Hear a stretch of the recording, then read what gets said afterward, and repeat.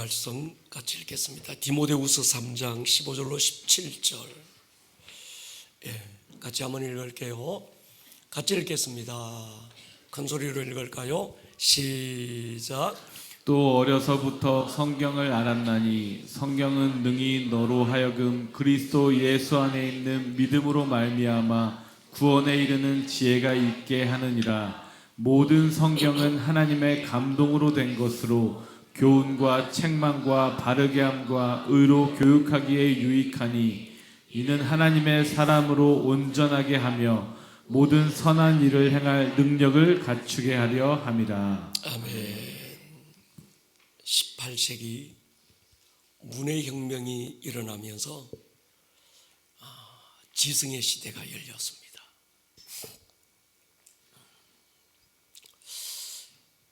세월이 흐르고 인간 지성의 한계를 느끼면서 21세기에 접어들면서 인성의 시대가 열렸어요.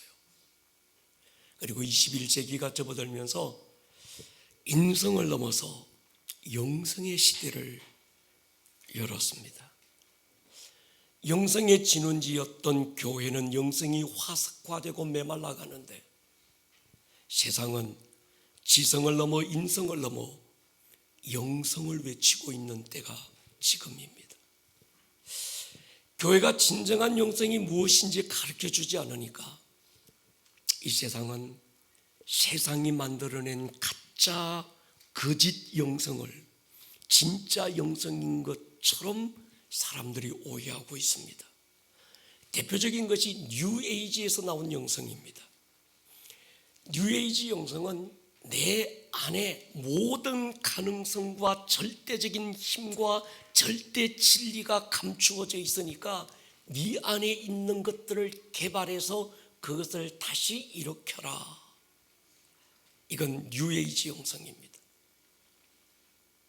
문제는 교회들이 진정한 영성이 무엇인지를 몰라서 마치 세상이 만들어낸 뉴에이지적 영성을 교회 안에서도 받아들여서 이것이 진짜 영성인 것처럼 오해하고 있다는 게 더 큰 문제입니다.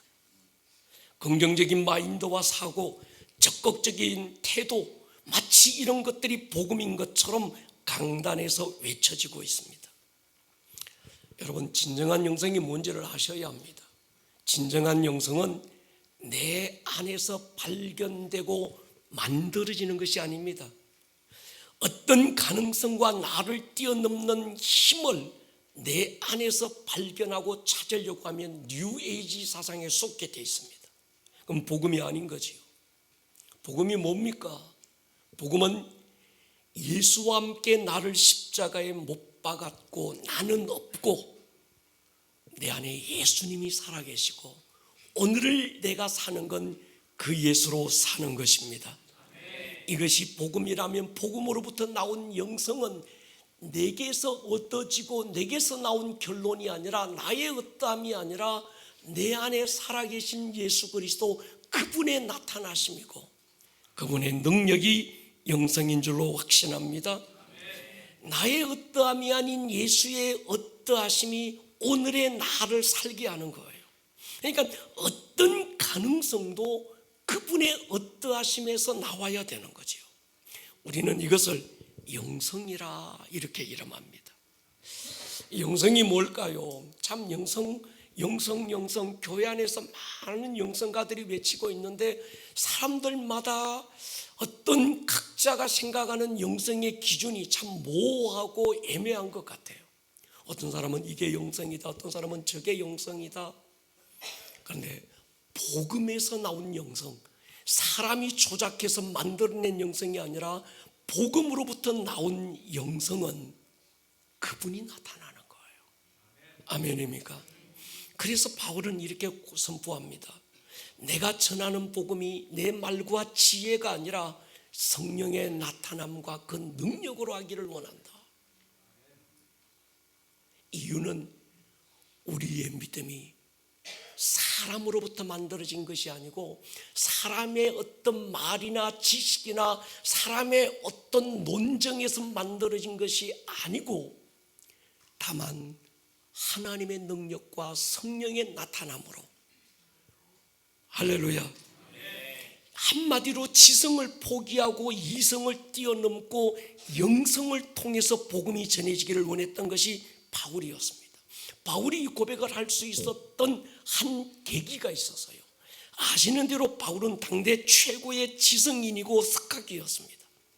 그가 고린도와 아테네를 방문하면서 철학의 도시 인간 지성의 현장에서 복음을 전하면서 저들에게 복음을 전하려고 하면 어떤 다른 것보다는 인간의 어떤 철학적인 논리와 이성을 통해서 복음을 잘 다듬어서 그들에게 복음을 전하면 그들이 복음을 받아들일 것만 같았습니다. 저와 함께 이번에 그리스를 다녀오신 분들 아마 그랬을 거예요. 그 아테네 지성의 현장, 철학의 현장, 아레오바구 언덕에서 수많은 철학자들이 바울과 함께 논쟁했던 그 현장 우리가 보고 왔었는데, 바울이 이제 그 고린도에 가서 그 아테네를 보면서 다른 어느 도시와 다르게 이 아테네는 철학과 지성, 그래서 사람들이 말하기 좋아하고 자기의 어떤 생각을 변정하고 논쟁하기를 굉장히 좋아하는 거예요. 그래서 바울이 나도 말이라고 하면 어느 정도 빠지지 않고 논쟁이라고 하면 나만큼 잘할 자가 없다 생각해서 예수의 십자가와 그 복음을 인간의 철학과 논리로 변정하기 시작한 거예요. 그래서 모여든 수많은 아테네 그리스의 철학자들을 다 이기고 예수 그리스도가 하나님인 걸 논쟁을 통해서 밝히려고 했는데 실패하고 말았습니다. 아무도 복음을 듣지 않았어요. 거기서 처절한 실패를 경험하고 바울이 했던 고백이 고린도전서에서 그렇게 고백하는 거예요. 내 말과 전도함이 사람의 지혜에 권하는 말로 하지 아니하고 다만 성령의 나타남과 능력으로 하여. 아멘입니까? 우리의 믿음이 사람의 지혜에 있지 않고 하나님의 능력에 있는 거예요. 아멘입니까? 여러분, 고린도전서 4장 보십시오. 19절 20절 같이 한번 읽겠습니다. 시작. 주께서 허락하시면 내가 너희에게 속히 나아가서 교만한 자들의 말이 아니라 오직 그 능력을 알아보겠으니 하나님의 나라는 말에 있지 아니하고 오직 능력에 있습니다. 바울이 그러게 내가 속히 가서 저들의 말이 설득력이 있느냐, 어떤 논리가 맞느냐, 이성적이냐, 그걸 들어볼 것이 아니고 저들이 진짜냐 가짜냐가 저들의 말빨이 있는 것이 아니고 저들이 진짜라고 한다면 저들의 말을 통해서 하나님의 능력이 나타나야 된다. 그래서 저들의 말을 들어보는 게 아니라 저들에게서 능력을 알아보겠다. 왜냐고 하면 하나님의 나라는 말에 있지 않고 논리에 있지 않고 하나님의 나라는 능력에 있습니다. 종교적인 교리에 매인 사람들은 능력이면 다냐 말씀 중심이라 해야 된다고 말합니다. 말씀 중심은 성경 공부하고 교리적 설교를 한다는 말이 아닙니다. 강해 설교하면 그 목사님 말씀 중심이야 이렇게 말해요. 여러분 그러지 않습니다. 말씀 중심은 말씀이 살았고 운동력이 있다는 것을 경험하는 것이고, 말씀 중심은 살아있는 그 말씀을 경험하는 데 있습니다. 마가복음 16장 20절 보십시오. 제자들이 나가 두루 전파할 새 주께서 함께 역사하사 무엇으로요? 따르는 표적으로. 무엇을 증거합니까? 말씀을 확실히 증거했다. 여기서 따르는 표적이 뭡니까? 바로 그 앞구절에 믿는 자들에게 이런 표적이 따르리니 그들이 내 이름으로 귀신을 쫓아내며 새방언을 말하며 뱀을 집어올리며 무슨 독을 마실지라도 해를 받지 아니하며 병든 사람에게 손을 얹은 적 나으리라. 아멘입니까? 그러니까 지금 주께서 따르는 표적으로 말씀을 확실히 증거했다. 따르는 표적이 뭡니까? 이런 능력이라는 거예요.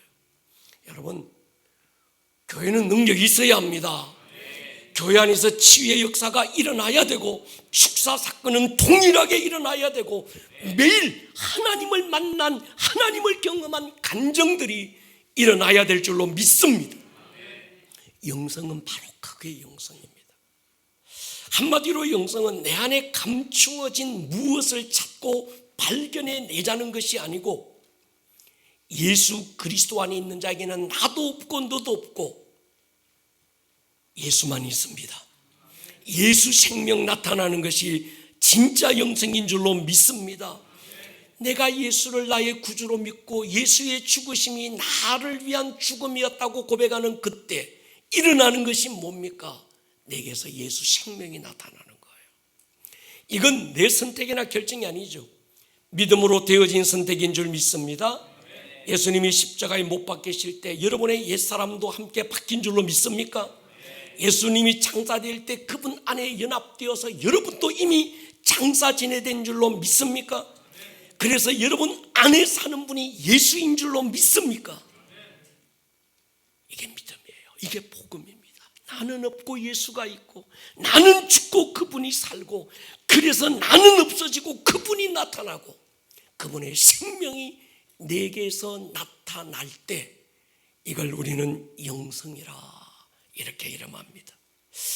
왜 그분의 생명이 내게서 나타나지 않는 것일까? 내 안에 예수가 살고 있고 그분의 생명이 내 안에 있다고 말하는데 왜 내게서 그분의 생명이 나타나지 않을까? 그분의 성품은 나타나지 않고 내 성질만 나타나고 그분의 영광을 가리는 것일까? 십자가가 구원 얻은 우리에게는 하나님의 능력이라고 하는데 십자가가 하나님의 능력이고 나는 그 십자가 붙들고 오늘도 사는데 왜 내게서는 그 십자가의 능력이 나타나지 않는 것일까? 그래서 십자가가 하나의 액세서리로 전락되고 폼으로만 나타나고 있는 것일까? 하나님의 나라는 말이 있지 않고 능력에 있다고 하는데 하나님의 나라의 능력은 나타나지 않고 왜 말만 무성한 것일까? 우리의 믿음이 그분과의 생명의 관계가 아니고 이론적이고 교리적인 관계로 남아있기 때문인 거예요. 이해가 되면 아멘 하십시다.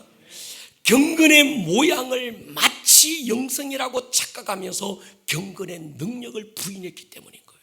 디모데후서 3장 5절 보십시오. 시작. 경건의 모양은 있으나 경건의 능력은 부인하니 이 같은 자들에게서 내가 서라. 아멘입니까? 경건의 모양만 가지고는 안 됩니다. 껍데기만 가지고 안 됩니다. 경건의 능력이 있기를 축복합니다. 우리는 경건의 모양이 믿음인 줄 알았어요. 의식이 믿음인 줄 알았습니다. 근데 하나님은 그러지 않습니다. 경건의 모양만 있고 경건의 능력을 부인하는 자에게서는 돌아서라는 거예요. 코로나가 처음 터졌을 때 우리는 더 이상 복음서적 제자로는 이 시대를 이기고 나갈 수 없다고 판단하면서 교리적 제자 훈련을 벌였어요. 그 전에 구원 천국의 문턱을 넘어서자 성소의 어떤 것 뜰뜰뜰에서 태우고 씻는 것 이젠 이걸 넘어서자 구원을 넘어서 복음서적 제자 예수님 배우고 따르고 기적 보고 능력 보고 그러다가 결정적인 순간에 주님 부인하고 돌아서는 복음서의 제자로도 안 된다. 이젠 50일 후 그 제자들이 달라졌던 사도행전의 제자들이어야 된다. 아멘입니까? 그러면서 교리적 제자 훈련을 다 버렸습니다. 그리고 이 시대는 사도행전적 제자가 일어나야 된다고 판단했습니다. 그러면서 제자 훈련 시스템을 5가지 스쿨 시스템으로 바꾸면서 총체적 복음으로 돌아가자, 하나님 나라의 복음으로 돌아가자고 외쳤습니다. 구원론적 복음이 아니고 하나님 나라적 복음으로 가야 이 시대 고난의 때를 뚫고 나갈 수 있다고 판단했습니다. 정확한 판단이었습니다. 그리고 코로나가 끝나는 이 시즌에 우리는 무엇에 집중해야 되는가를 물었을 때 하나님께서 제게 주신 감동이 하나님 나라의 영성을 살아내고 드러낼 자들을 일으키고 있다는 것이었어요. 그래서 코로나에서 제가 돌아오고 난 다음에 그때부터 바로 금요철야에서는 하나님 나라의 복음과 구속사적 복음이 어떻게 다른지, 하나님 나라의 복음의 그 힘이 어떤 것인지, 구속사적 구원의 중심이 된 복음의 한계가 뭔지, 이게 틀리고 잘못된 건 아니지만 여기에 갇혀 있으면 더 이상 구원을 넘지 못하고 구원받은 자가 살아내야 될 삶에 대해서, 구원 이후에 대해서 아무런 구원을 넘어 부르심에 대해서는 설명할 길이 없는 거예요. 그래서 우리는 이젠 구속사적 복음이 중요하지만 이걸 뛰어넘어서 하나님 나라적인 복음으로 우리가 들어서자. 그래서 그 차이를 나누고 철야 때는 14번째 계속적으로 하나님 나라의 영성이 뭔지 계속, 저게 무슨 말인지 도대체 못 알아듣는 것 같고 때로 앞에서 얘기하면서도 답답하고 얘기하고 있는 저도 내가 지금 알고 있는지 모르고 있는지 잘 모르겠고, 그렇지만 주신 감동에 따라서 우리가 막 외쳐오다 보니까 이제 눈에 선하게 보이는 것들이 있지요. 아직도 안 보이십니까? 그리고 주일에는 하나님 나라의 복음을 살아냈던 모델 다윗을 집중하면서 몇 개월을 쭉 지금 쉬지도 않고 달려왔습니다. 구속사적 복음이 잘못된 게 아니죠. 구원을 넘지 못하는 게 문제고, 나 중심으로 모든 말씀과 복음을 해석하는 데 문제가 있어서요. 교리나 신학이나 전통이 잘못된 건 아닙니다. 그러나 교리와 신학과 전통 안에 생명 없는 교리, 이론만 남은 신학이 문제입니다. 하나님의 현재적 경험을 잃어버린 신학, 전통이라는 틀에 갇혀서 화석화된 신앙, 경건의 모양 껍데기만 남고 경건의 생명, 경건의 능력이 없는 오늘 이 시대 교회들의 모습이 문제인 거죠. 인격적인 만남을 통해서 하나님을 알아가는 것이 아니라 지식적인 체계 안에서 하나님을 이해하려고 하는데 문제가 있는 거예요. 한마디로 생명이 종교가 돼버린 거예요. 전에 어느 목사님 오셔서 우리 교회에서 그런 얘기를 했습니다. 진리가 타락하면 종교가 된다. 교리로 생명에 대해서 가르칠 수는 있지만 교리가 생명을 대신할 수는 없는 거예요. 아멘입니까? 우리 교회니까 지금 제가 이 얘기해도 여러분들이 아멘하고 이해하고 그렇구나 그러지, 다른 교회 가서 지금 이 얘기하면 저게 도대체 무슨 소리고 또 이러는 거예요. 말씀 중심 신앙은 성경을 연구하고 가르치는 것을 넘어서 성경을 살아내고 오늘도 동일하게 말씀의 능력을 경험하는 것입니다. 제자 훈련한다고 말씀 중심 교회가 아닙니다. 담임 목사가 강의 설교한다고 말씀 중심 목회가 아닙니다. 말씀 중심은 말씀이 경험이 되고 말씀에 따르는 표적이 나타나야 말씀을 확실히 증거하는 중심이 될 줄로 믿습니다. 새가 생명이 되려면 알을 깨고 나와야 합니다. 종교라는 틀을 깨고 교리라는 틀을 깨고 학문이라는 이론적 틀을 깨고 나와야 생명이 될 것입니다. 성령으로 모든 틀을 깨버릴 수 있는 힘이 있어야 돼요. 신앙은 이론이 아니잖아요. 영적 세계는 관념이 아닙니다. 실제인 줄로 믿습니다. 믿음이 실제고 영적 세계는 실제입니다. 우리가 거듭난 것도 이론이 아니고 하나님의 자녀가 된 것도 교리가 아니고 관념이 아니고 우리 안에 있는 예수 생명은 실제인 줄로 믿습니다. 예수로 호흡하고 산다는 건 실제적 경험입니다. 새로운 피조물이 됐다, 이건 그저 기분이 아닙니다. 실제적 사건인 줄로 믿습니다. 우리가 예수를 부인하지는 않지만 부활을 통해 내 안에 부어진 예수의 생명을 인식도 못하고 사는 게 문제예요. 예수 생명이 어떻게 내 안에 있습니까? 내 옛사람은 예수와 함께 못 박혀 장사되고 죽고 내 안에 그분이 살아계셔서 그분의 생명이 내 안에서 나타나는데 이건 부활을 통해서 나타나는 줄로 믿습니다. 성령님이 내 안에 오셔서 경험될 때 예수 생명이 나타나는 것입니다. 근데 많은 사람들이 예수를 부인하지 않습니다. 예수의 부활을 부인하지 않아요. 그런데 그 예수의 부활 사건을 통하여 그분이 내 안에서 자기의 생명을 나타내는 것에 대해서는 인식이 없는 거예요. 하나의 이론일 뿐인 겁니다. 교리인 거예요. 성령을 부인하지는 않지만 그렇다고 성령님을 적극적으로 환영하지도 않습니다. 경건의 모양은 인정하지만 그 능력을 사모하지 않습니다. 인간의 이성이 할 수 있는 범위 안에서만 하나님을 인정하고 인간 이성을 초월한 하나님을 인정하지 않습니다. 하나님과의 인격적인 교제나 지금도 살아계신 하나님, 내 삶에 개입하시고 나를 통해서 자기를 나타내시는 하나님을 인정하지 않으면서 왜 내 신앙은 이렇게 힘이 없을까 가슴치고 사는 게 문제인 거예요. 그러다 보니까 생명이 없고 능력이 없는 것이 마치 말씀 중심 신앙인 줄로 착각하는 거예요. 여러분, 능력 없는 삶이 말씀 중심입니까? 말씀 중심은 능력이 없어야 됩니까? 능력이 나타나면 말씀 중심 신앙이 아닙니까? 하나님 살아계신다. 오늘도 그 생명이 나타나고 그 능력이 나타납니다. 바울처럼 내 말과 전도함이 사람의 지혜에 권하는 말이 아니고 다만 성령의 나타남과 그 능력으로 하면 말씀 중심 아닙니까? 아니잖아요. 아멘입니까? 예수님은 자기를 따르겠다고 지원한 제자들에게 자기를 부인하고 자기 십자가 지고 나를 따르라고 하셨는데, 오늘 제자 훈련은 교리를 더 배우고 더 알아야 된다고 가르치는 거예요.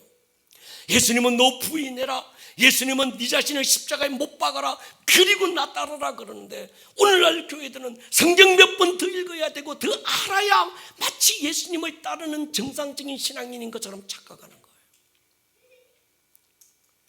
우리를 통해 나타나시는 하나님의 최선을 경험하도록 인도하기보다는 하나님에 대해서 최선을 다하는 것이 마치 경건의 훈련이고 영성이라고 가르치는 겁니다. 여러분, 진정한 제자는 성경 많이 읽고 배운 데 있는 게 아니고 자기를 부인하고 예수와 함께 못 박고 장사 지낸 경험이 있어야 진정한 제자인 줄 믿습니다. 여러분, 성경이 뭔가요? 성경은 영이고 생명입니다. 요한복음 6장 63절 보십시오. 같이 읽을게요. 시작. 살리는 것은 영이니 육은 무익하니라. 내가 너희에게 이른 말은 영이요 생명이라. 예수님이 말씀은 영입니다. 아멘입니까? 그분의 말씀은 생명입니다. 그분의 말씀은 소리가 아닙니다. 그분의 말씀은 영이고 그분의 말씀은 생명입니다. 말씀을 가졌다는 건 영이요 생명이 내 안에서 나타나는 것입니다. 말씀은 이론이 아니고 지식적인 체계가 아닙니다. 이론과 지식으로 영과 생명을 대신할 수 없습니다. 성령으로 하나님의 영과 연결되어서 그분의 뜻이 그분이 내게서 나타날 때 맺어지는 열매를 성령의 열매라고 얘기하는 겁니다. 그러니까 성령의 열매는 내가 노력하고 애써서 막 힘써서 나 성령의 열매 맺어야지, 그래 사랑과 온유와 희평과 그래 내가 이거 해야지 해서 맺어지는 게 아닙니다. 내 안에 예수 생명이 있다면, 그래서 그 생명을 인정하고 그 생명이 내게서 나타나기를 원할 때 열매는 절로 맺어지는 것인 줄로 믿습니다. 거짓 죽음과 자기 부인을 대신해서 율법과 윤리와 도덕을 강조하면 안 됩니다. 진정한 영성은 착하게 살아라, 의롭게 살아라, 남 퍼주고 살아라, 그저 침묵하고 참고 막 견디고 살아라, 그게 영성이 아닙니다. 진정한 영성은 내가 죽고 그분의 생명이 성령으로 내게서 나타나는 것입니다. 이 땅에서 하나님 나라의 삶을 살아내는 것인 줄로 믿습니다. 여러분, 설교 들을 때도 감정의 영역, 혼적 영역에서 어떤 감동적인 설교를 들으려고 하지 마세요. 그건 얕은 거예요. 그 사람이 먹는 걸 보면 영적으로 건강한지 쇠약한지 압니다. 어린 아기들은요, 젖만 먹어요. 이유식만 먹습니다. 여러분, 설교도요, 내 감정을 좀 막 충족시켜주고 막 짱하게 만들어서 내 감정을 막 위로해주고 여기서 막 울컥하도록 막 그건 제 전문가라고 그랬잖아요. 근데 난 그거 포기했습니다. 그게 믿음이 아니고 자꾸 어떤 혼적 영역 속에서 뭘 간지러주고 건드려주고 이게 아니라는 거예요. 여러분, 설교 들을 때 보면요, 착하게 살자 막 혼적 영역을 건드릴 때는 눈이 반짝반짝 살아있다가 영적인 영역을 건드리면 다 졸아요. 이게 여러분 해보세요. 공부해보세요. 지금 스쿨 하잖아요. 영적인 어떤 부분에 생명적인 부분을 파고들면요 혼미해져 버려. 갑자기 사람이 혼미해지는 거예요. 이런 얕은 신앙에서 벗어나십시다. 우리 교회는 어떤 젖이나 먹는 어린 애기가 아니고 장성한 믿음의 분량에 이르기를 축복합니다. 또 중요한 걸 제가 얘기했어요. 여러분 열매는 가지가 내가 열매 맺어야지 열매 맺고 싶어 소원하고 예를 쓴다고 가지에 열매가 맺히는 게 아닙니다. 가지가 열매를 맺는 방법은 나무에 붙어 있는 것입니다.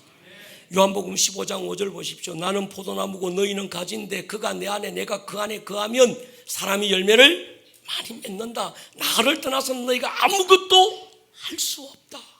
그런데 예수가 없어도 할 수 있는 게 너무 많아. 예수가 없어도 할 수 있고 맺어지는 열매가 너무 많아. 그건 예수로부터 맺어지는 열매가 아닌 거예요. 아멘입니까? 여러분 안에 예수가 없고 여러분이 예수 안에 없는데도 맺어질 수 있는 열매라면, 세상 여기서도 저기서도 찾을 수 있는 열매라면 그건 예수로부터 맺어지는 열매가 아닙니다. 속지 않을 수 있기를 축복합니다. 예수가 없이는 맺어질 수 없는 것. 아멘입니까? 내가 그분 안에 있지 않으면 도무지 맺어질 수 없는 것들이 내게서 맺어질 때 예수로부터 오는 거예요. 그러니까 여러분, 예수가 없으면 나는 아무것도 할 수 없어야 되고 나라는 존재 자체가 아무것도 아니어야 돼요. 아멘입니까? 여러분, 우리에게 필요한 건 행동의 변화가 아닙니다. 행동을 코칭하려고 하면 실패합니다. 사람은 티칭으로 변화되는 존재가 아닙니다. 동의하십니까? 사람은 어떻게 변합니까? 존재의 변화가 중요한 거예요. 우리는 존재의 변화는 얘기하지 않고 삶의 변화만 얘기하는 겁니다. 성경을 통해서 야, 하나님의 말씀이 이래, 그러니까 너 이렇게 살아야 돼, 거짓말하지 말아야 되고 착하게 살아야 되고 남 퍼주고 살아야 되고 그저 남에게 존말해주며 사랑하며 살아야 돼. 그 사람의 행동을 코칭하려고 하는 거예요. 무엇으로? 말씀으로. 근데 안 돼요. 해보세요. 또 하나의 바리새인 만듭니다. 어떻게 해야 변합니까? 복음은 이 사람의 행동을 코칭하는 게 아니라 이 사람의 존재를 코칭하는 거예요. 아멘입니까? 말씀대로 살아라가 아니고 말씀대로 이게 이루어진 하나님의 역사가 뭔지를 알게 하는 거예요. 여러분, 사는 게 문제입니까? 말씀대로 사는 게 먼저입니까? 말씀이 이루어진 게 먼저입니까? 이루어진 게 먼저입니다. 그 말씀이 내게 어떻게 이루어졌는지, 그 말씀이 내 안에서 이루어져서 내가 어떤 존재가 됐는지를 알아야, 이것만 알면 저절로 그렇게 삽니다. 이건 없고 말씀 들이대면서 성경 공부시키면서 이대로 살아봐, 이대로 사는 게 그리스도인이야, 이렇게 좀 바꿔봐, 행동을 코칭하고 변화시키고 바꾸려고 하면 안 되더라고요. 여러분, 애들 가르쳐 보십시오. 안 됩니다. 제가 목회 30년 넘게 하면서 이게 안 되더라고요. 근데 요즘 깨닫는 게 있습니다. 이게 먼저가 아닙니다. 이게 먼저입니다. 이게 되면요, 지가 거지라고 생각하면 거지처럼 살아요. 말도 거지처럼 하고 아무 데서나 아프질러 자고 아무 데나 그냥 죽이고 말하고 그냥 막 해요. 각설이 타령하면서 여기저기 깡통 흔들면서 뭐 다 하는 거예요. 근데 야, 네가 거지가 아니고 너 왕자야, 너 공주야. 그래서 자기 자신이 진정한 왕자고 공주인 것을 발견하고 나면, 이것이 이론이 아니고 성령으로 레마가 되고 나면 말씀 안에서 자기의 존재가 어떻게 변화됐는지 알고 나면 요건요, 거지처럼 말해라 그래도 공주가 어떻게 거지처럼 말해요? 무술이처럼 어떻게 말해요? 전에는 공주처럼 사는 게 부담스럽고 힘든 멍해였는데 지가 공주인 걸 알고 나니까 공주처럼 사는 건 멍해가 아니라 특권이 되는 거예요. 아멘입니까? 이 얘기를 주구장창 지금 14번째 지금 하고 있는 거예요. 할렐루야. 오늘 총체적으로 다시 한 번 더 정리하고 이제 다음 주부터는 제가 캄보디아 갔다 와서는 다른 주제를 가지고 진행하려고 합니다. 근데 이게 우리 안에 이 하나님 나라의 복음과 영성이 세팅이 되고 난 다음에 토양이 만들어진 다음에 그 위에 무엇을 심어도 심어야 제대로 된 열매가 맺는 줄로 믿습니다. 그래서 지금까지는 토양을 바꾼 거예요. 이해를 하든 말든. 그래서 어떤 분들은 우리 목사님 설교는 어려워. 금요일 찾아왔다가 갔는데 내가 저 뭔 소리를 듣는지 모르겠어. 그리고 그 다음부터는 또 안 나와. 그래도 포기하지 않고 나는 하는 겁니다. 왜? 토양을 바꿔야 돼요. 우리가 지속적으로 나오신 분들은 이게 믿음이 된 줄로 믿습니다. 두 가지 안경, 두 가지 관점을 얘기했습니다. 인간 중심에서 읽고 이해하는 관점, 또 하나는 하나님 중심으로 읽고 이해하는 관점. 관점은 안경과 같습니다. 여러분, 사람이 제일 무서운 고착이 있는데 시각의 고착이에요. 이게 제일 무섭습니다. 삐딱하게 보는 사람은요, 이 시각이 고착이 되고 나면 뭘 봐도 삐딱이야. 아무리 좋은 것도 삐딱하게 봅니다. 여러분, 이게 관점은 안경과 같은 거잖아요. 빨간 안경을 쓰고 세상을 보면 뭘 봐도 빨갛게 보입니다. 파란 안경을 끼고 보면 모든 세상이 다 파랗게 보입니다. 성경을 읽을 때도 그 사람이 쓰고 있는 안경 관점이 굉장히 중요합니다. 어떤 안경을 쓰고 성경을 보느냐에 따라서 내 존재가 달라지고 존재에 대한 이해가 달라지면 살아야 되는 삶의 이유와 목적이 달라지는 거예요. 내가 중심이 된 복음으로 안경을 끼고 보면 내가 잘되고 내가 복받고 날 사랑하사 날 사랑하심 성경에 써 있네, 이것만 노래 부르고 내가 잘되는 게 하나님의 뜻이라고 보는 거예요. 조그마한 어려움이 와도 하나님 나 버렸네 등 돌리는 거예요. 그런데 하나님 나라의 안경을 끼고 보면 다르게 보이는 거예요. 주님의 영광을 위해서 사는 겁니다. 내 잘되기 위해서 사는 게 아니라 주의 영광을 위해서 사는 것입니다. 사나 죽으나 먹든지 마시든지 주의 영광이 나타나기를 원하는 겁니다. 그러니까 여러분, 창세기 18장이 한 예입니다. 창세기 18장 10절부터 보십시오. 그가 이르시되 내년 이맘때 내가 반드시 네게로 뭐한다? 돌아올 거다. 네 안에 사라에게 아들이 있으리라. 사라가 그뒤 장막문에서 들었더라. 아브라함과 사라는 나이마나 늙었고 사라에게는 여성의 생리가 끊어졌는지라. 사라가 속으로 웃고 이르되 내가 노시하였고 내 주인도 늙었으니 내게 무슨 즐거움이 있으리요. 여호와께서 아브라함에게 이르시되 사라가 왜 웃었냐? 내가 늙었거늘 어떻게 아들을 낳으리요 하느냐? 여호와께 능하지 못한 일이 있겠느냐? 기한이 이럴 때 내가 네게로 돌아오니 사라의 아들이 있으리라. 하나님이 두 천사 대동하고 지금 아브라함을 찾아온 거예요. 그리고 하시는 말씀이 아들을 주겠다고 말씀하셨고 아브라함은 아들을 주실 걸로 믿고 오맹의 불만 기다렸다고 사람들은 생각해요.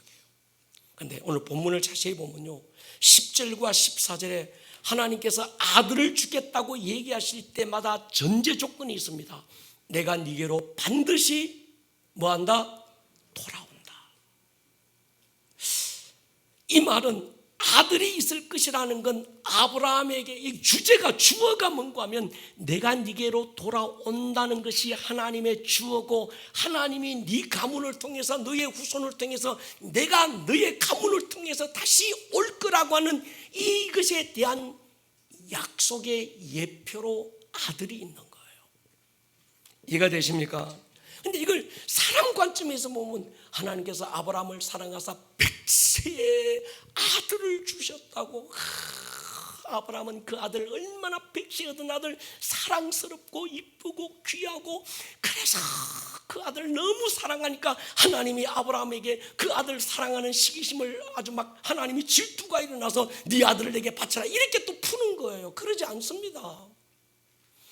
아브라함이 기다린 건 아들을 기다린 게 아니고, 왜? 나중에 하나님께서 아들을 주겠다고 그러니까 넘어가면요, 19장 가고 넘어가면 하나님께서 뭐라고 얘기해요? 아브라함이 하나님께 하나님 내게는요 조카가 있어요. 쟤나 잘 되기 원해요. 이 낡은 나이에 아들을 낳은 건 이건 자랑이 아니고 이건 쪽팔리고 부끄러운 겁니다. 어디 나가서 얼굴도 못 들고 살아요. 그러니까 내 조카 롯이나 좀 잘 되게 해주세요 이렇게 얘기하는 거예요. 그러니까 우리 입장에서 자꾸 성경을 읽고 이게 성경을 해석하려고 하면 이렇게 되는 겁니다. 성경을 하나님 입장에서 보는 거예요. 여러분 보십시오. 성경의 저자는 하나님인 줄로 믿습니까? 그러면 하나님의 관점에서 성경을 읽고 이해해야 합니다. 편지는 발신자가 있고 수신자가 있는데, 수신자는 그 편지를 읽을 때 이 편지를 보낸 발신자의 입장과 감정에서 이거를 읽어야 잘 이해가 됩니다. 아멘입니까? 누가복음에서 탕자의 이야기의 주인공은 누굴까요? 탕자입니까? 형입니까? 아버지입니까? 등장인물이 3명밖에 없는데 주님은 탕자의 이야기를 통해 뭘 말하고 싶은 것일까? 우리 입장에서 보면 내가 탕자니까 다 돌탕이가 주인공인 줄 알아요. 여러분 이 성경 보십시오. 누가복음 15장 1절 보십시오. 모든 세리와 죄인들이 말씀을 들으러 가까이 나오니 바리새인과 서기관들이 수군거려 이르되 이 사람이 죄인을 영접하고 음식을 같이 먹는다 하더라. 예수께서 그들에게 이 비유로 이르시되. 그러면서 3가지 이야기를 해줬는데, 첫 번째가 뭡니까? 드라카마 잃어버린 여자, 두 번째는 양새끼 잃어버린 목자, 세 번째는 오늘 돌탕이 얘기거든요. 그런데 주인공은 돌탕 얘기가 아니라 이 3 이야기를 통해서 하나님이 어떤 분인지를 저들에게 알리고 싶은 거예요. 아멘입니까? 자꾸 우리는 탕자에게 포커싱하는 이유가 뭔가 하면 내 초상이기 때문에 그런 거예요. 성경은 구속사적 관점을 말하고 있습니다. 타락, 창조, 타락 말하고 있고, 십자가를 통한 구속과 성령으로 이루어지는 성화를 말하고 있습니다. 그러나 하나님 나라라고 하는 하나님 중심의 관점에서 읽고 이해하는 훈련이 필요합니다. 하나님 나라 관점에서 성경을 읽으면요, 구원의 이유가 달라져요. 구속사적 관점에서 보면 구원이 끝입니다. 가야 될 하나님 나라 끝이에요. 그럼 구원받고 난 다음에 나는 뭐예요? 이게 답이 없는 거예요. 부르심이 없는 거예요. 그런데 하나님 나라의 관점에서 읽고 해석을 하면 삶의 목적이 보이는 겁니다. 나를 위해 살지 않고 하나님 위해 살게 되는 겁니다. 가야 될 하나님의 나라가 아니라 이 땅에 임할 하나님의 나라를 위해서 사는 거예요. 그때서야 구원을 넘어 부르심으로 가는 겁니다. 아멘입니까? 우리 신앙은요, 나 예수 믿어서요, 할렐루야, 십자가 믿어줘요, 할렐루야, 천당 가는 티켓 한 손 들고 교회 안에서 적당한 헌신하면서 그저 왔다리 갔다리 하는 게 신앙생활이 아니라는 거예요. 아멘입니까? 여러분, 우리의 신앙의 초점이 굉장히 중요합니다. 하나님이 아들을 우리에게 보내신 이유, 아들은 성령을 우리에게 보내신 이유, 성령이 우리를 감동하시고 말씀을 깨닫게 하시는 이유, 근본적인 이유가 무엇인지 정확하게 아는 것이 중요합니다. 하나님이 아들을 왜 보냈을까? 아들은 성령님을 왜 보내셨을까? 성령님은 오늘도 오셔서 은사를 우리를 통해서 드러내고 감동하시고 감화하시고 내게서 그분의 특성을 드러내는 이유가 뭘까? 진리 가운데로 우리를 인도하시는 근본적인 이유가 뭘까? 이거 말이죠.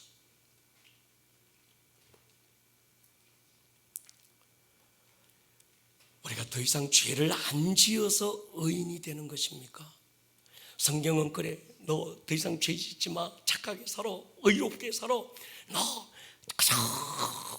그렇게 감자 토막처럼 살아. 이걸 성경은 우리에게 가르쳐 주는 게 아니라는 거예요. 예수의 죽음과 연합되어 죄에 대하여는 죽은 자가 됐고 예수의 부활에 연합되어 부활의 생명으로 오늘 사는 자가 되었다. 그것이 너다. 할렐루야. 이거 가르쳐 주는 거예요. 로마서 6장 11절 보십시오. 시작. 오늘 소생시키시고 로마서 6장 이와 같이 너희도 너희 자신을 죄에 대하여는 죽은 자요 그리스도 예수 안에서 하나님께 대하여는 살아있는 자로 여길지어다. 죄에 대해서는 죽은 자입니까? 예수와 함께 십자가에 못 박아버렸습니까? 죄와 사망의 법에서 해방된 건 여러분의 의와 노력이 아니라 생명의 성령의 법으로 되었음을 믿습니까? 로마서 8장 2절이 그거예요. 그리스도 예수 안에 있는 생명의 성령의 법이 네가 노력하고 잘나고 착하고 막 애써서 네가 죄와 사망의 법에서 벗어난 게 아니고 생명의 성령의 법이 너를 해방했다. 크게 아멘 하십시다. 그렇다면 성경을 읽는 목적이 내가 얼마나 큰 죄인인지 깨닫기 위함이 아닙니다. 성경을 읽는 목적이 착하게 살고 바르게 살고 죄 안 짓고 그렇게 살아야지, 그게 성경을 읽는 목적이 아닙니다. 설교는 당신이 얼마나 큰 죄인인지 알려주는 것이 목적이 아닙니다. 설교는 더 착하고 의롭게 살아라 노력하고 도전을 주는 것도 아닙니다. 성경을 주신 목적 보십시오. 오늘 우리가 읽었던 말씀이죠. 디모데후서 5장 보십시오. 어려서부터 성경을 알아나니 성경은 능히 너로 하여금 그리스도 예수 안에 있는 믿음으로 말미암아 구원에 이르는 지혜가 있게 하느니라. 모든 성경은 하나님의 감동으로 된 것으로 교훈과 책망 바르게 함 의로 교육하게 유익하니 이는 하나님의 사람으로 온전하게 하여 모든 선한 일을 행할 능력을 갖추게 하려 합니다. 성경은 왜 주었습니까? 우리에게 구원에 이르는 지혜를 주는 거예요. 성경이 구원 주는 거 아닙니다. 또 하면 안 한다 봐라. 성경이 구원 주는 거 아닙니다. 구원은 하나님의 은혜로 십자가의 공로로 주는 것입니다. 성경 100독 읽고 구원 못 받은 사람 많이 봤습니다. 성경 100독 읽었는데요, 자기의 어떤 세상 이치를 깨닫기 위해서 자기는 성경 100독 했대요. 성경 100독 읽은 불신자를 내가 봤어요. 성경 100독 이상 넘게 읽은 절의 중들도 제가 봤어요. 성경 읽으면 구원 줍니까? 아닙니다. 속지 마세요. 구원에 이르는 지혜를 주는 거예요. 할렐루야. 그러니까 이분 제가 100독 읽었는데 불신자래요. 그러니까 지가 100독 했대. 그리고 불신자로 산대. 왜? 성경 100독인데 깨닫는 게 아무것도 없더래요. 여러분, 100독 읽고도 구원 못 받은 사람 많습니다.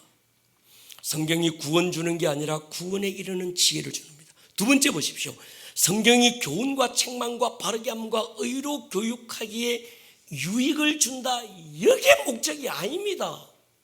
목적이 뭡니까? 하나님의 사람을 온전하게 하는 겁니다. 그러니까 우리는 뒤에 건 빼먹어버리고 앞에 것만 보는 거예요. 야, 성경 봐라. 교훈과 책망과 바르게 함과 의로 교육하기에 요게 성경을 준 목적이다. 그래서 네가 성경에서 교훈을 찾고 책망을 받고 바르게 살려고 노력하고 네가 막 의로 교육하려고 성경 가지고 교육 잘하기 위해서 의에 대한 교육을 시키기 위해서 성경 알고 읽어야 된다. 아닙니다. 성경 안에서 이거 찾으면 안 됩니다. 바로 또 하면 안 한다. 할렐루야. 거기에 포커싱하지 마세요. 진짜 목적은 하나님의 사람을 온전하게 하는 것입니다. 모든 선한 일을 행할 능력을 갖추게 하는 것입니다. 선을 행해라, 이게 문제가 아닙니다. 네가 하나님의 사람으로서 예수 안에서 어떤 존재가 됐는지 정확하게 아는 것이 중요하다. 하나님의 사람을 온전하게 한다는 말은 하나님의 말씀이 네게 어떻게 이루어졌는지 아는 거야, 이 뜻입니다. 하나님의 말씀이 네게 이루어져서 주님의 사랑과 그분의 은혜로 넌 온전한 자가 돼서 네가 온전한 게 아니라 온전하신 예수가 네 안에 있어서 넌 온전한 존재가 됐어. 할렐루야.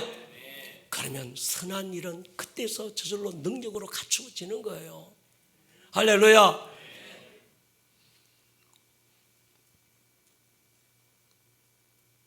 다시 말씀드리지만 성경을 통해서 내가 얼마나 큰 죄진 나쁜 인간인지 찾으려고 하지 마세요. 성경을 통해서 내가 어떻게 착하게 살 수 있나, 이거 찾지 마세요. 성경을 통해서 내가 어떻게 죄 안 짓고 살까, 이거 찾지 마세요. 백날 찾아보세요. 되나? 찾으면 찾을수록 바리새인이 되고, 찾으면 찾을수록 또 한 사람의 어떤 가면을 또 쓰게 되는 겁니다. 성경을 통해서 뭐 해야 될까요? 네가 어떤 존재가 됐는지 봐.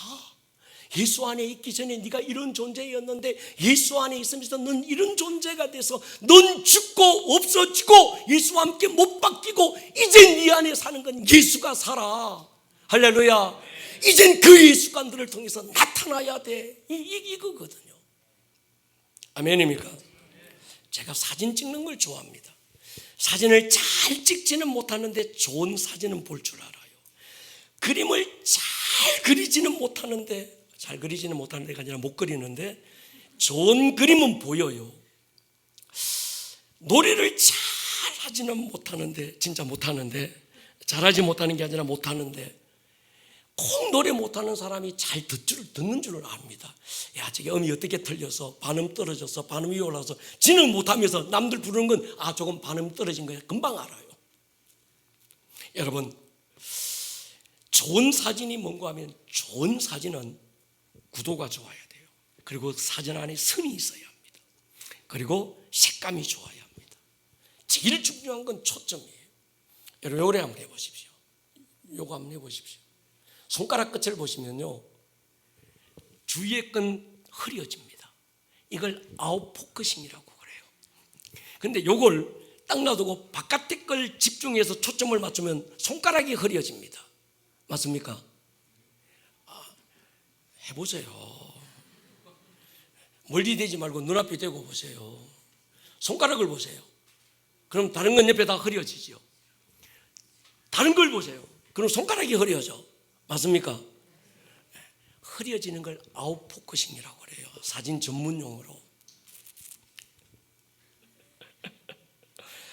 카메라, 우리가 수동 카메라 가지고 F값 조리개를 최대한 열어서 사진을 찍으면 내가 핀을 초점을 맞춘 곳만 정확하게 찍히고, 그래서 인물 사진을 찍을 때는 그렇게 찍어야 합니다. 접사 사진을 찍을 때는 꽃만 찍고 나머지는 다, 가끔씩 제가 우리 밴드에 사진 올려놓으면 보면 잘 찍었지요. 밴드에 들어와 봐야 알지. 못 찍는데도 아웃포커싱 처리를 하는 거예요. 사진 찍을 때. 요즘 카메라가 아이폰도 그렇고 요즘 이거 뭐 엄청 잘 나오더만요. 요즘 아이폰 말고 그거 뭐예요? 갤럭시 보니까 카메라가 5개더만. 야, 이건 지난번에 달을 찍으니까 100배로 이거 줌을 땡기더만요. 100배로 확대해서 찍더만요. 근데 정확하게 찍혀. 대단합니다. 우리나라 삼성요. 제가 말씀드리고 싶은 게 뭔가 하면요, 내가 어디에 포커싱을 하느냐에 따라 나머지가 흐려져요. 하나님께 포커싱하면 다른 게 흐려지고, 사람에게 포커싱하면 하나님이 흐려져요. 나에게 포커싱하면 하나님이 흐려지는데, 하나님께 초점을 맞추면 내가 흐려지는 거예요. 내 안에 있는 예수 생명에 초점을 맞추면 내 옛 사람은 흐려지고 없어지고 날아가 버리고, 이걸 사진 찍는 진사들, 작가들 말로는 날렸다고 그래요. 날려버리고 정말 찍고 싶은 그게 보이는 거예요. 아멘입니까?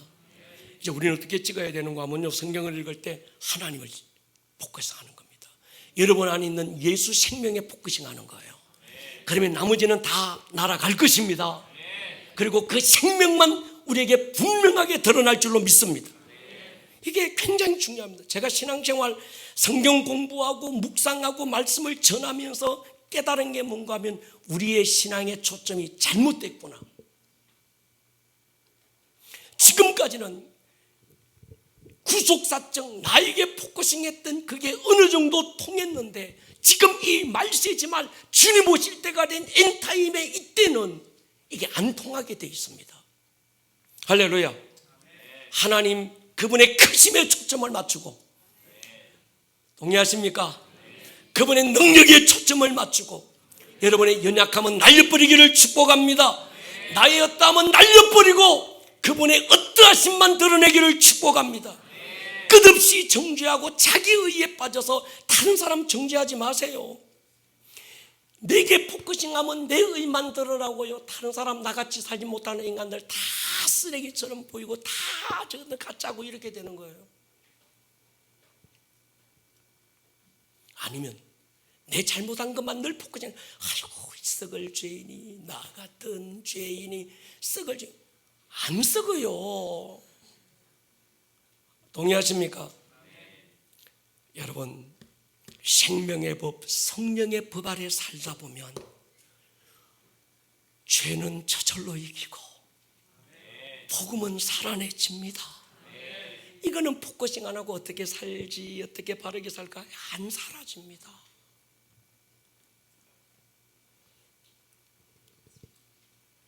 여러분, 성경을 읽고 들을 때마다, 말씀을 묵상할 때마다 내가 또 죄 지었네, 아이고 내가 이렇게 한심하고 초라하고, 자꾸 거기에 초점을 맞추면요 스스로가 나는 아직도 안 죽었네 이렇게 돼버려요.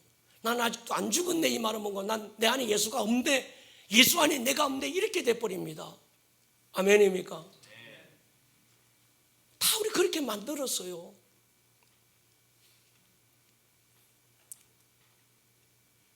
내 안에 예수가 없다면, 여전히 내가 살았다면, 내 안에 예수가 없다면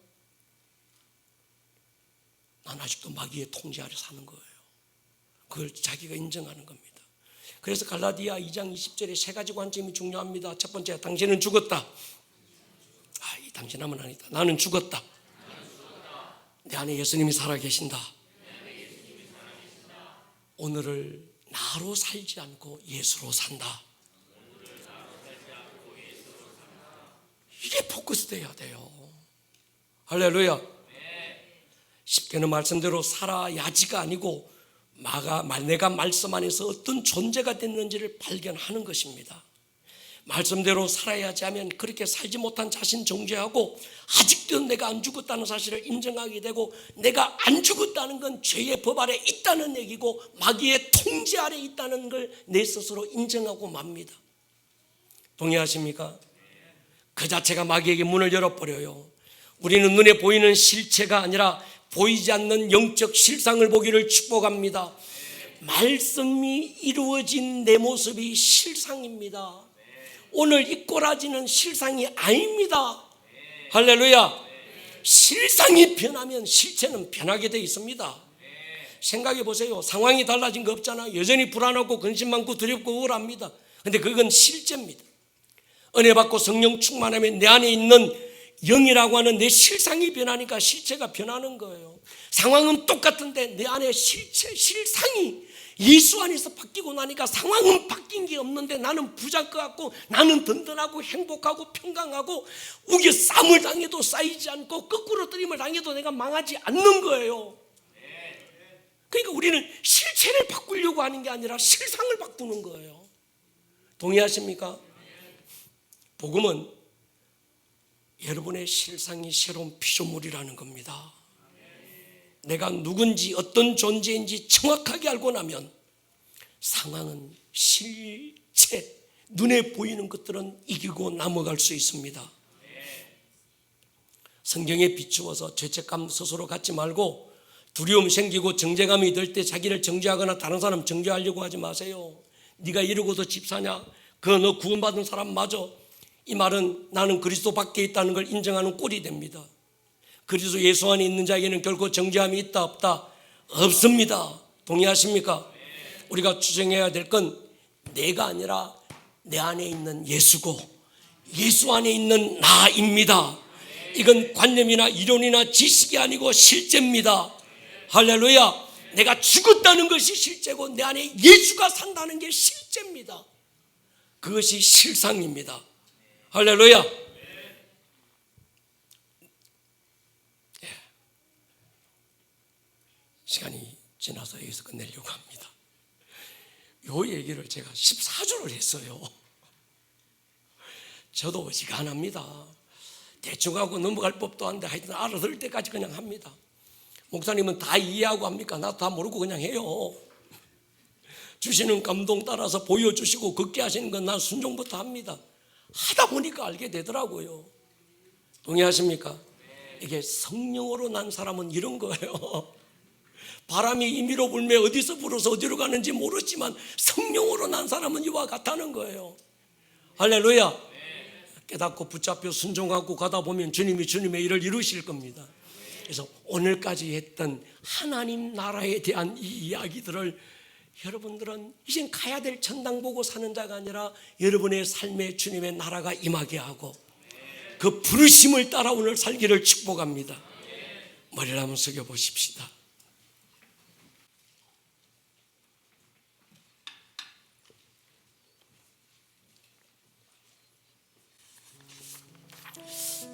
오늘 우리가 처음 불렀던 예수로 사는 인생, 이 곡을 제가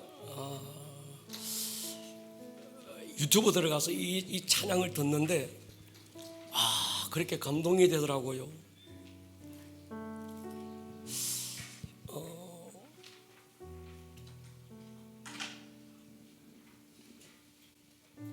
예수로 사는 인생 책임져 주시니 얼마나 좋습니다.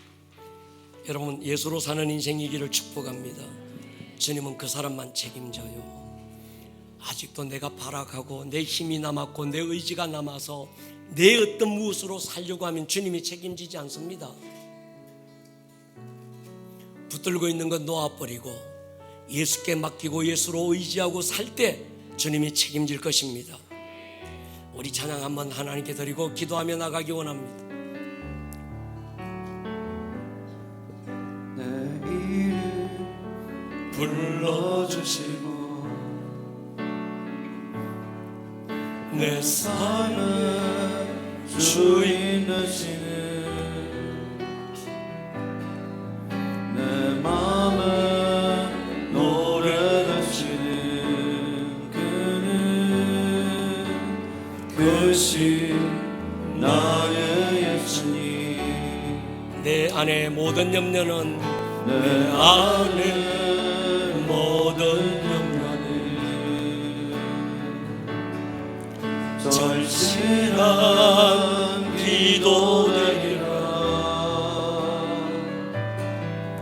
답답한 현실 속에서 주만 온전히 바라봅니다. 삶의 무게가 삶의 무게가 내 마음을 누르고 버티림 없는 시간을 지날 때 예수만을 지하는 삶 되기 원하네. 죽을 때는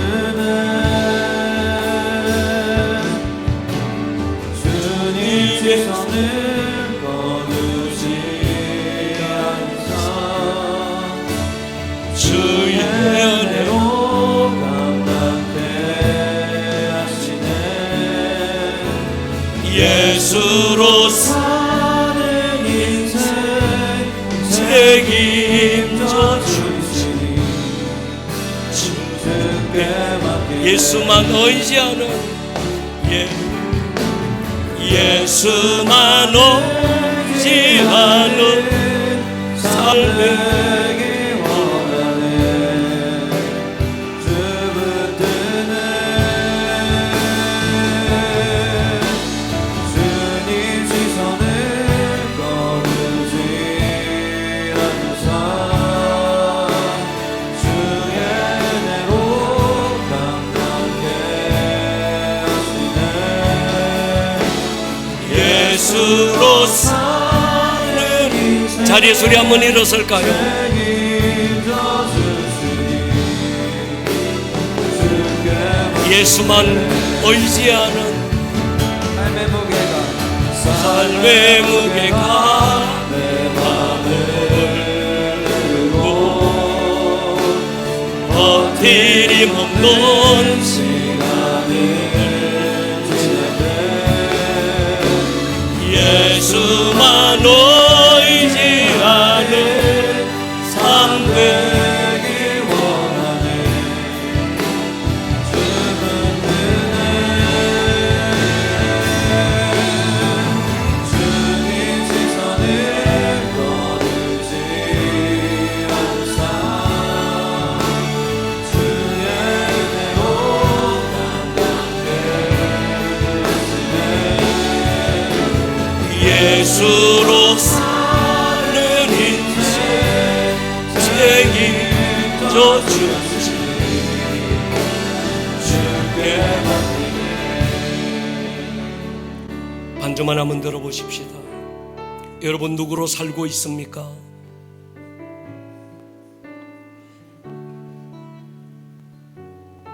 예수로 살고 있습니까?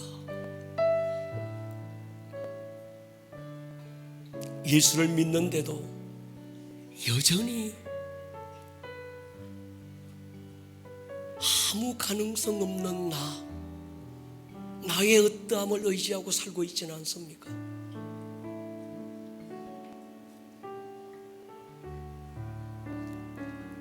그러면요, 발부둥 치면 칠수록 물에 가라앉아요. 물에 맡겨야 물에 뜹니다. 놓아버리면 삽니다.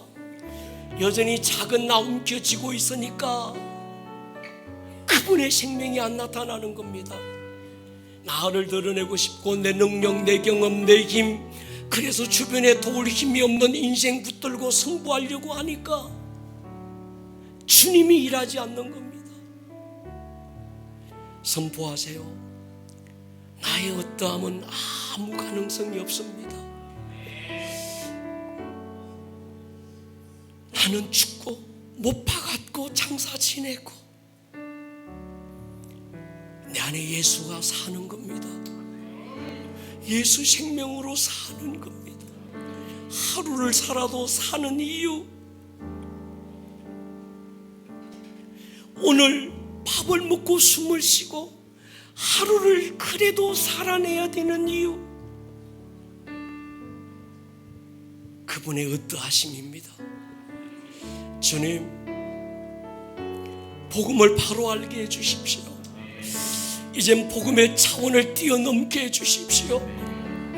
말씀 안에서 내 존재의 변화를 발견하게 해주십시오. 말씀은 내가 누구라고 하는지, 어떤 존재라고 하는지 밝게 알게 하여 주십시오. 주님, 눈을 열고 귀를 열어주십시오. 하늘의 음성을 듣게 하여 주십시오.